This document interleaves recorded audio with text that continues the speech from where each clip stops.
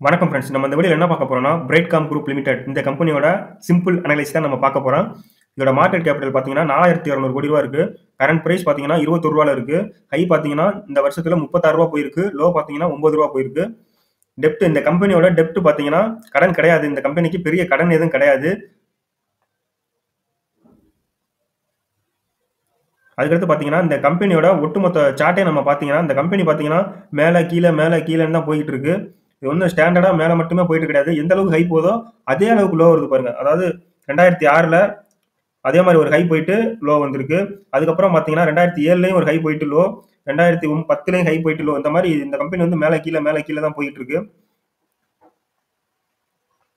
அதுக்கடுத்து பார்த்தீங்கன்னா இந்த கம்பெனியோட காம்படிட்டர்லாம் யார் யார் இருக்காங்கன்னு பார்த்தீங்கன்னா, persistent system, Tata Elxsi, Tata technology, KPI technology, Coforge இந்த மாதிரி பெரிய பெரிய கம்பெனி தான் அவங்க கூட காம்படிட்டரா இருக்காங்க. அதுக்கடுத்து பார்த்தீங்கன்னா, இந்த மாசம் 3 மாசத்துக்கு ஒருக்கா ஒரு கம்பெனி ரிசல்ட் குடுப்பாங்க. அந்த 3 மாசம் ரிசல்ட் எப்படி இருக்குன்னு பார்த்தீங்கன்னா, 2020ல பார்த்தீங்கன்னா, 640 கோடி சேல்ஸ் பண்ணியிருக்காங்க இந்த கம்பெனி.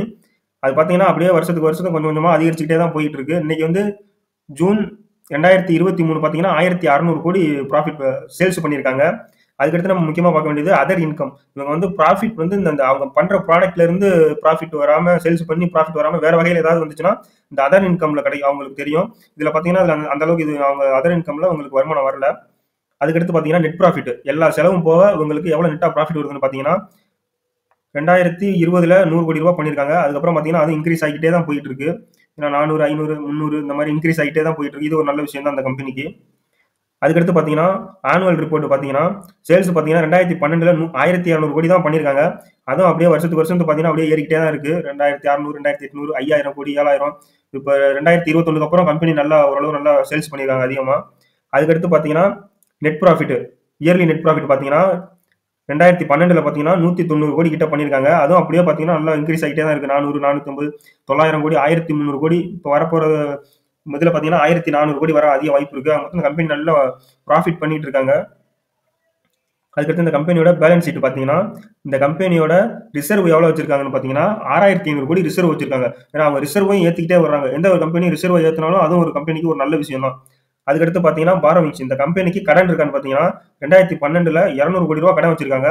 அதை அப்படியே கொஞ்சம் கொஞ்சமா கட்டி கட்டி 2021ல இருந்து டெப்டே வந்து ஜீரோ பண்ணிட்டாங்க. இதுவும் இந்த கம்பெனிக்கு ஒரு நல்ல விஷயம். அதுக்கடுத்து பார்த்தீங்கன்னா, ஷேர் ஹோல்டிங் பேட்டர்ன். இந்த கம்பெனியோட ஷேரை யார் யாரெல்லாம் ஹோல்டு பண்றாங்க அப்படின்னு பார்த்தீங்கன்னா, ப்ரொமோட்டர் வந்து பார்த்தீங்கன்னா 18% தான் ஹோல்டு பண்றாங்க.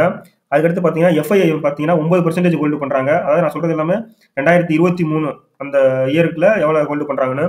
கவர்மெண்ட் பார்த்தீங்கன்னா ஹோல்டு பண்ணல. பப்ளிக் கிட்ட தான் வந்து பார்த்தீங்கன்னா 71% பப்ளிக் கிட்ட தான் இந்த கம்பெனியோட ஷேர் மொத்தமும் இருக்கு. குரூப் என்ன பண்றாங்கன்னு பாத்தீங்கன்னா, ஆட் மேக்கிங் பிசினஸ் பண்றாங்க.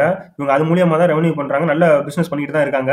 இந்த கம்பெனி பாத்தீங்கன்னா யார் யாருக்கெல்லாம் பண்ணி கொடுக்குறாங்கன்னு பாத்தீங்கன்னா, ஏர்டெலுக்கு பண்றாங்க, British Airways, Coca Cola, Hyundai Motors, ICICI Bank, ITC, Lenovo, LIC, Maruti Suzuki, MTV, P and G, Qatar Airways, Samsung இந்த மாதிரி சோனி இந்த மாதிரி பெரிய பெரிய கம்பெனிக்கு பூரா அவங்க வந்து ஆடு மேக் பண்ணி கொடுக்கறதுல இந்த கம்பெனி நல்லா பண்ணிட்டு இருக்காங்க.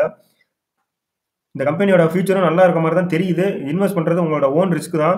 மல்டிபேக்கர் ஆகும்னு சொல்லி இந்த கம்பெனியை நம்ம எதிர்பார்க்க குறுகிய காலத்துல இது என்ன இந்த கம்பெனியோட எப்படி நடந்துகிட்டு இருக்குன்னு பாத்தீங்கன்னா, அப்பாவது ஒரு 2 வருஷத்துக்கு ஒன்ஸ் அப்பாவது டவுன் ஆகுது, அப்பாவது டவுன் ஆகுது. இது வந்து ஒரு கன்ஸ்டன்டா மேல போறதே கிடையாது. மேல கீழ போய்க்கிட்டே இருக்கு. ஒரு ஸ்விங் ட்ரேட் மாதிரி பண்ணலாம் ஒழிஞ்சு இந்த கம்பெனில வந்து லாங் டைம்க்கு இன்வெஸ்ட் பண்றது கொஞ்சம் ரிஸ்க் மாதிரி தான் தெரியுது. இந்த வீடியோ பிடிச்சிருந்தா லைக் பண்ணுங்க, ஷேர் பண்ணுங்க, சப்ஸ்கிரைப் பண்ணுங்க. இதே மாதிரி வேற ஏதாவது நம்ம வந்து அனலைஸ் பண்ணலாம்னு பாத்தீங்கன்னா, கமெண்ட் பாக்ஸ்ல கமெண்ட் பண்ணுங்க. நன்றி.